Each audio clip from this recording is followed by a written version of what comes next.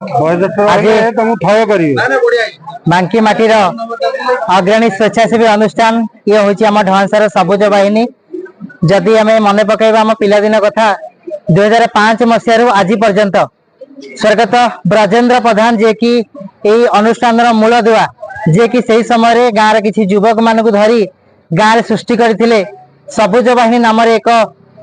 अनुष्ठान जार कि मोटो थिला ग्रामर विभिन्न पड़िया स्थान आरंभ करी पटु जगह मानकरे वृक्षरोपण करी गाँव में सबुजिमारे भरपूर करने सहित आम अंचल किपरि सबुजिमारे भरपूर हेबो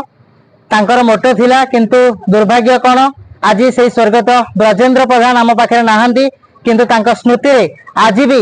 ये सबुज बाहिनी 2005 रु आज 2026 दीर्घ 2 दशंधि ऊर्ध्व समय धरी ढवंसर पंचायत रे आम ये अंचल मुंड टेकी। तेणुक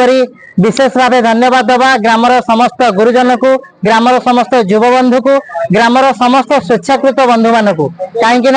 रक्तदान शिविर वर्तमान किछि वर्ष हेबा आमे सामिल करैछु कहीं किछि वर्ष हैला आमे गाँव देखिलु किछि वर्ष हैला आमे देखिलु कि गाँव रे रक्तदान रो बहुत समस्या उठुपुजिला जहाँ फल कि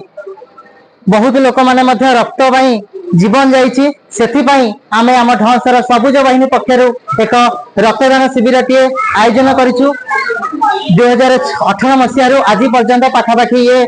7 वर्ष हेब रक्तदान शिविर एठी आमे सामिल कर पारिछु जहाँ फल कि खाली रक्तदान शिविर नुहे जदि आम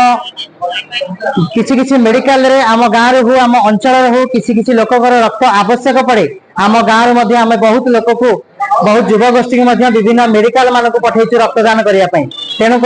यह एकमात्र लक्ष्य और उद्देश्य होची कि आम अंचल रे रक्त अभाव रे कहा जीवन न जाऊ जेमिति रक्त आवश्यक हो साथी आज पाखे आम गोटे डोनर पहुंचे पारिबा आउ समाज को आम एतिकी भाव मेसेज दबा कि जमी प्रति परिवार रे जने जने डोनर रहा आवश्यक कहीं राति अधरे भी जदि कार किसी सुविधा असुविधा है परिवार ता भाई हो बापा हो कि माँ हो भौणी हो जी भी जने आंटू अंटा अंटारे गामुछा भिड़ुथब कि रक्तदान करी मो पिलार मो परिवार जीवन रक्षा करी। यह हूँ रक्तदान शिविर एकमात्र उद्देश्य।